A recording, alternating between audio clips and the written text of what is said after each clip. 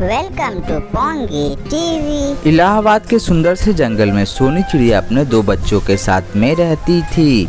एक दिन सोनी चिड़िया अपना काम खत्म करके अपने बच्चों के साथ घर आ रही थी तो सोनी चिड़िया की बेटी की नज़र बाजार में बिक रहे अनार पर पड़ी। मम्मा मम्मा ये देखो, बाजार में कितने सुंदर सुंदर मीठे मीठे अनार मिल रहे हैं। मुझे अनार दाना खाने का बहुत ज़्यादा मन हो रहा है, खरीद दो ना मम्मा। हम लोग घर जाकर अनार खाएंगे। क्यों लुल्लू भैया, तुझे भी अनार खाने का मन कर रहा है ना? हाँ, मेरा भी बहुत मन कर रहा है अनार दाना खाने का, खरीद दो ना मम्मी। अच्छा ठीक है बच्चों, जब तुम लोग इतना कह रहे हो तो मैं तुम्हें अनार खरीदा देती हूँ। फिर अनार खरीदने के लिए सोनी चिड़िया उस दुकानदार के पास जाती है। अरे ओ कालू भैया, ये अनार तुम कैसे दे रहे हो?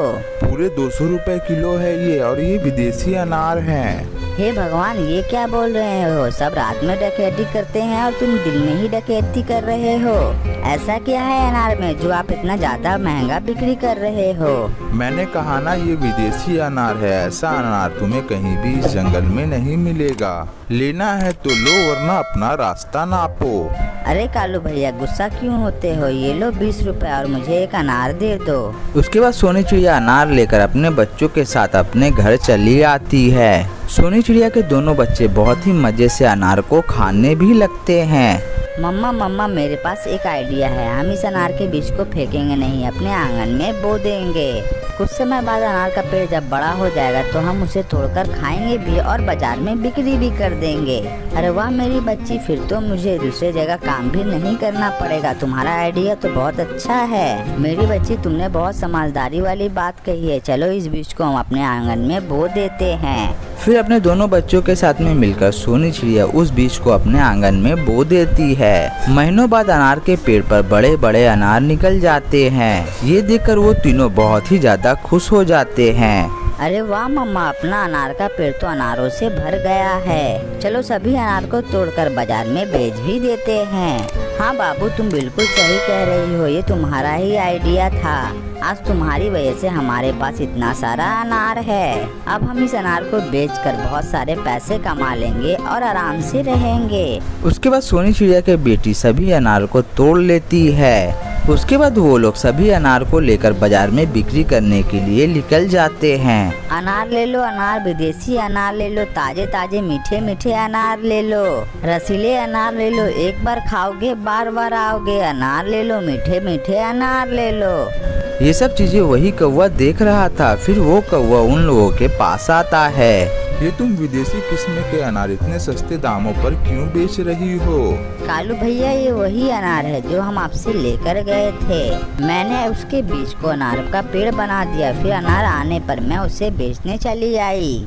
कालू कौवा उनकी बिक्री देखकर अपना अनार का ठेला कहीं और लगा देता है और सोनी चिड़िया के खेत को बंजर बनाने का योजना लगाने लगता है। मुझे कैसे भी करके इस सोनी चिड़िया की बच्ची को मजा चखाना ही पड़ेगा, वरना ये मेरा धंधा चौपट कर देगी। मुझे कहीं से केमिकल का जुगाड़ करना पड़ेगा और उसके खेत में डालना भी होगा।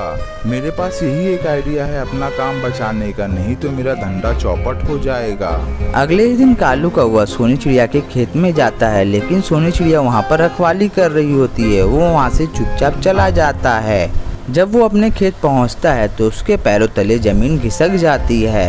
हे भगवान, ये क्या हो गया? मैं किसी और का बुरा करना चाहता था, लेकिन तूने तो मेरा ही बुरा कर डाला। दरअसल कालू कौवा ने जो केमिकल सोनी चिड़िया के खेत में डालने के लिए लाया था, वो केमिकल कालू की पत्नी ने अपने खेत में केमिकल समझकर डाल दिया था और उसके सारे अनार के पेड़ बिल्कुल सूख गए थे। कालू कौवा अपने किए पर भगवान से माफी मांगता है कि वो अब ऐसा काम नहीं करेगा। वो अगले दिन से सोनी चिड़िया से अनार खरीदकर बाजार में बिक्री करने लगा, जिससे सोनी चिड़िया का कारोबार दुगना हो गया। इसी तरह अनार की खेती करके सोनी चिड़िया अपना जीवन खुशी खुशी बिताने लगती है। कुछ दिनों में ही सोनी चिड़िया बहुत बड़ा घर बना लेती है और अपने बच्चों के साथ उसमें रहती है। देखते ही देखते सोनी चिड़िया के दोनों बच्चे अब बड़े भी होने लगे थे। अब सोनी चिड़िया के दोनों बच्चे काम करते थे और सोनी चिड़िया आराम करती थी। फिर ये सुंदर सी कहानी यहीं पर समाप्त हो जाती है और ये कहानी से हमें ये सीख मिलती है कि हमें कभी भी हार नहीं मानना चाहिए और हमें मुसीबत का डटकर सामना करना चाहिए। और अपने माँ बाप का साथ भी देना चाहिए।